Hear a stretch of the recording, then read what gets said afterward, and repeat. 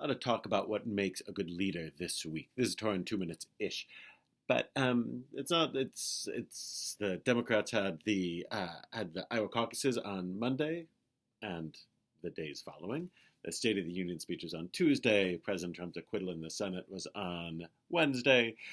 It's understandable if we think about issues of what makes a good leader, especially on a week like this. In the Torah this week, we get ideas on that. Of course, the Torah is not thinking of an American political leader, but the values of what makes a good leader, that is explored. So think about it. This is the week Bishalach, when the Israelites are coming up out of Egypt, and in the very first lines, we're told that as they begin their journey out, it says that Moses went to take the bones of Joseph, from the son of Jacob, with them, because Joseph, who had been the leader of an earlier generation, had said that when I want to be buried in the land of Israel like my ancestors, and when God allows you to leave this place, please take my remains with you and bury them. And Moses, it's incredible.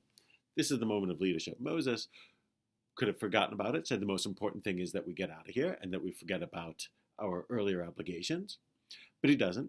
Says we should keep that promise, bring the bones of Joseph back with us. And what's more is he doesn't delegate it, right? He could have said, hey, I'm the leader, somebody else, you get to take care of this for me. He could have given the order, but he doesn't. He does it himself, given that there's nothing beneath him. There's nothing that Moses thinks is beneath his dignity, even like digging a grave, or digging up a grave, which is, not the cleanest thing in the world.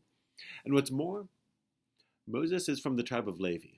Joseph, of course, is not, meaning that he's not even just looking after somebody of his own group. He's looking after somebody from a different group. He could have said, well, Joseph's descendants should be the one to look after Joseph. That's not my business. But he doesn't just look after his own group. He looks after the entire group that he's responsible for, because he's the leader. He's not just consumed with self-interest, or even something that's going to make him all that popular, because, of course, Joseph's dead. He can't, it's not a vote he can get.